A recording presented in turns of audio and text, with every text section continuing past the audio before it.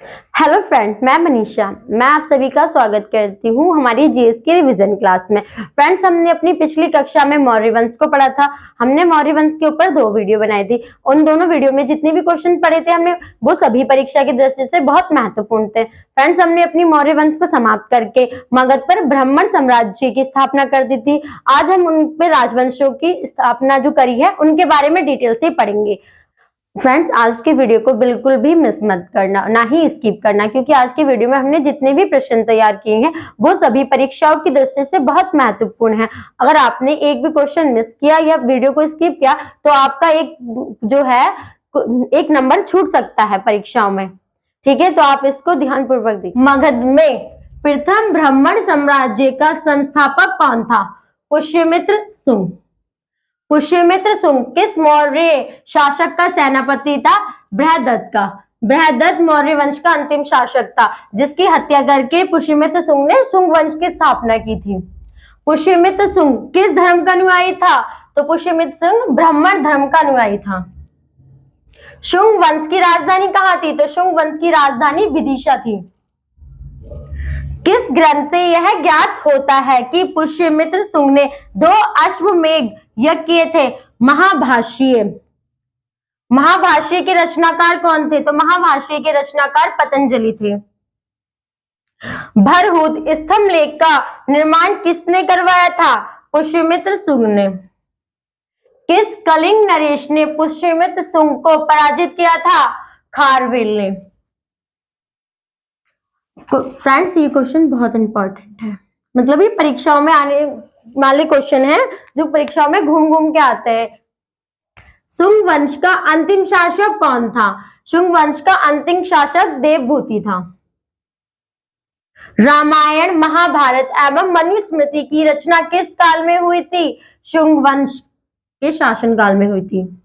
शुंग वंश के शासक देवभूति की हत्या किसने की थी? वासुदेव ने की थी। वासुदेव ने शुंग वंश की शुंग वंश के जो थे देवभूति की हत्या करके कर्णव वंश की स्थापना कर दी थी। फिर कर्णव वंश के संस्थापक कौन थे? तो कर्णव वंश के संस्थापक वासुदेव थे। कर्णव वंश के अंतिम शासक शिव शर्मा की हत्या किसने की थी? शिवमुख ने। इनकी हत्या कर कर्णव वंश के अंतिम शासक शिव शर्मा की हत्या करके शिवमुख ने सातवाहन वंश की स्थापना कर दी थी। तो अब क्वेश्चन बनता है कि सातवाहन वंश के संस्थापक कौन थे? शिवमुख। सातवाहन शासकों की राजधानी कहाँ थी? तो सातवाहन शासकों की राजधानी प्रतिष्ठान थी। बरहुत एवं सांची के स्तूपों का पुनर्निर्माण किस काल में हुआ था? शुंग काल में हुआ था। जिस किसी को ये नोट करना है वो नोट कर सकता है। चलिए फ्रेंड, आगे बढ़ते हैं। सातवाहन शासकों ने अधिकांश सिक्के किस धातु के जारी किए थे? फ्रेंड, ये क्वेश्चन बहुत बार परीक्षाओं में आया है। कम से कम ये 12 बार परीक्षाओं में आ चुका है। इन 10 साल में 12 बार ये क्वेश्चन परीक्षाओं में पूछा जा चुका है कि शीशा के सिक्के सर्वप्रथम किसने जारी किए थे, किन शासकों ने जारी किए थे? तो सातवाहन शासकों ने सर्वप्रथम शीशा के सिक्के जारी किए थे। सातवाहन वंश के शासकों ने किस लिपि का प्रयोग किया था? फ्रेंड, ये क्वेश्चन भी बहुत महत्वपूर्ण है कि सातवाहन वंश के शासकों ने किस लिपि का प्रयोग किया था? ब्राह्मी लिपि का। मौर्यों के पश्चात दक्षिणी भारत में किन शासकों का प्रभुत्व रहा? सातवाहन शासकों का रहा। ये क्वेश्चन भी बहुत इंपॉर्टेंट है, आप इन पे इंपॉर्टेंट मार्क कर लीजिए फ्रेंड। सबसे मोस्ट एंड इंपोर्टेंट क्वेश्चन कि कारलेख का चैत्य किसने बनवाया था? इसको तो आप डबल मार्क कर लीजिए कि कारलेख का चैत्य किसने बनवाया था? सातवाहन शासकों ने। ये प्रश्न भी कई बार परीक्षाओं में पूछा जा चुका है कि कारलेख का चैत्य किसने बनवाया था? सातवाहन वंशों ने। सातवाहन वंश के शासकों की भाषा क्या थी? तो सातवाहन के वंशकों की भाषा प्राकृत भाषा थी। अमरावती के बौद्ध स्तूप का निर्माण किसके काल में हुआ था? इस पे भी डबल मार्क कीजिए। ये क्वेश्चन भी परीक्षाओं में घूम घूम के आते हैं कि अमरावती के बौद्ध स्तूप का निर्माण किसके काल में हुआ था?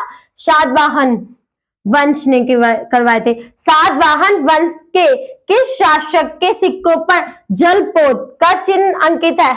इस पे भी डबल मार्क कीजिए आप ये मतलब वे क्वेश्चन है जो पीसीएस जैसी परीक्षाओं में पूछे जाते हैं, दरोगा जैसी परीक्षाओं में पूछे जाने वाले क्वेश्चन है।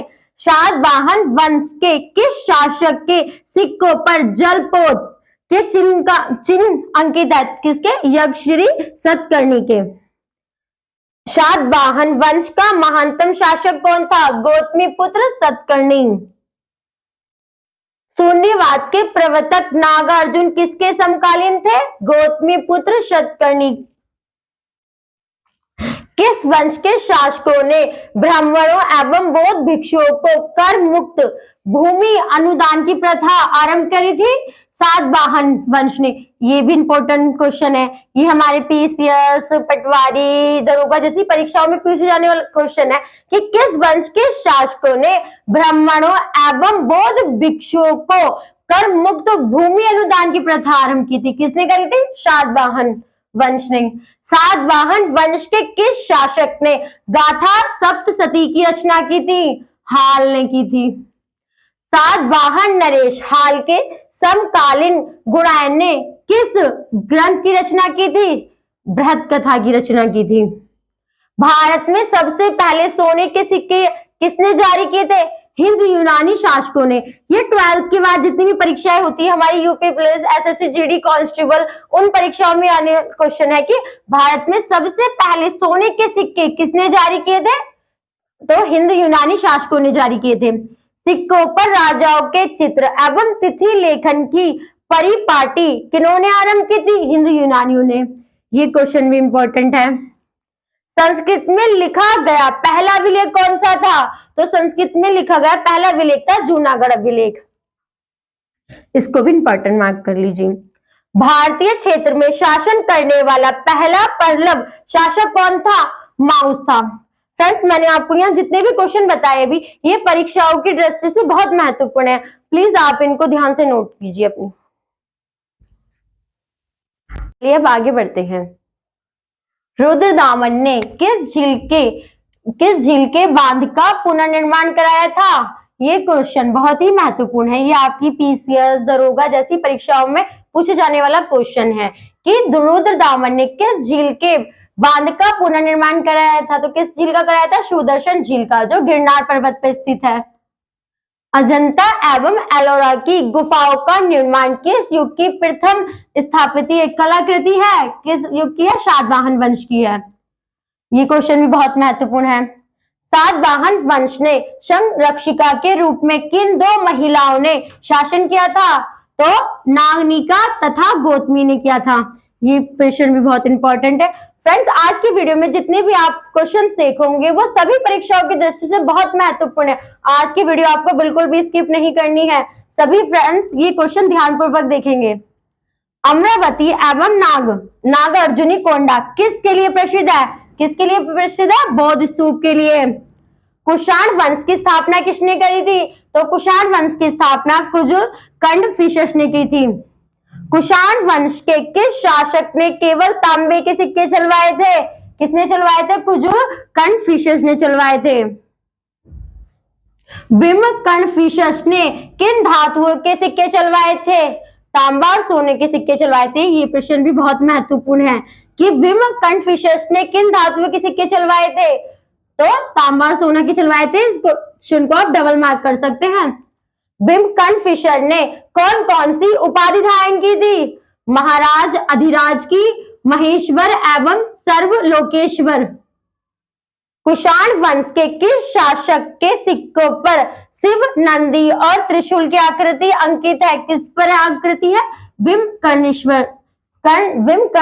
के सिक्कों पर, मतलब इसने ही चलवाए थे ये। कुषाण वंश का सबसे प्रतापी शासक कौन था? तो कुषाण वंश का सबसे प्रतापी शासक कनिष्क था। ये भी इंपॉर्टेंट क्वेश्चन है। कनिष्क की राजधानी कहाँ थी? तो कनिष्क की राजधानी पुरुषपुर थी। चरक किसके राज चिकित्सक थे? कनिष्क के थे। ये क्वेश्चन तो बहुत इंपॉर्टेंट है। मतलब ये एक ऐसा क्वेश्चन है जो आपकी छोटी और बड़ी हर तरीके की परीक्षा में पूछा जाता है कि चरक किसके राज चिकित्सक थे।